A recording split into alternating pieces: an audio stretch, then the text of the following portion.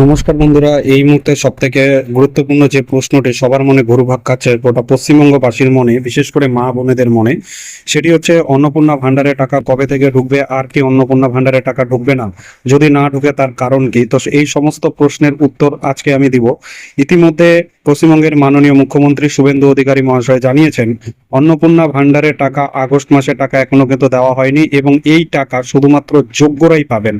যারা যোগ্য, অর্থাৎ যাদের বাড়িতে কেউই সরকারি চাকরির সাথে যুক্ত নয়, কিংবা কেউ নিজে সরকারি চাকরি করেন না, কিংবা যাদের বাড়িতে ইনকাম ট্যাক্স রিটার্ন দেওয়া হয় না, শুধুমাত্র তারাই কিন্তু এই প্রকল্পের সুবিধা পাবেন। তাই এই মুহূর্তে ঝাড়াই বাছাই চলছে। তো আগামী 17ই আগস্ট, অর্থাৎ হ্যাঁ ঠিকই শুনছেন, আগস্ট মাসের 17 তারিখে এই প্রকল্পের টাকা সমস্ত যোগ্য মা বোনেদের অ্যাকাউন্টে কিন্তু পৌঁছে যাবে, সরাসরি ডিবিডির মাধ্যমে, ডাইরেক্ট বেনিফিশিয়ারি ট্রান্সফারের মাধ্যমে।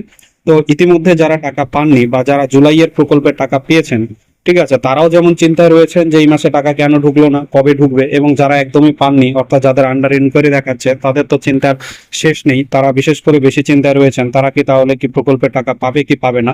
তো সমস্ত বেনিফিশিয়ারিদের অ্যাকাউন্টে আগামী 17ই আগস্ট কিন্তু এই প্রকল্পের সুবিধা পাবো, 3,000 টাকা পৌঁছে যাবে। ঠিক আছে, তো কারা কোথা থেকে ভিডিওটি দেখছেন অবশ্যই জানাবেন, এবং কাদের এখনো পর্যন্ত আন্ডার ইনকোয়ারি দেখাচ্ছে এবং তাদের স্ট্যাটাসে কোনো কি পরিবর্তন আসলো কিনা, সেই কিছু যদি কোনো ইনকোয়ারি থাকে আপনাদের, অবশ্যই কমেন্ট সেকশনে জানাবেন। এবং কি 17 তারিখে অবশ্যই আপনারা ভিডিওটি দেখেন, কমেন্ট সেকশনে কমেন্ট করবেন যারা কারা কারা টাকা পাচ্ছেন এবং কারা টাকা পাচ্ছেন না, সেই মোতাবেক তাদের জন্য পরবর্তী পদক্ষেপ কি হতে পারে বা কোথায় যোগাযোগ করতে হতে পারে সেই সম্পর্কে তথ্য দিয়ে আপনাদেরকে আমি সাহায্য করব। তাই ভিডিওটি অনেকে দুশ্চিন্তার মধ্যে রয়েছে, তাই শেয়ার করে সবার কাছে একটু পৌঁছে দেওয়ার চেষ্টা করুন, যাতে দুশ্চিন্তা থেকে অন্তত মা বোনেরা মুক্ত হতে পারে। ধন্যবাদ।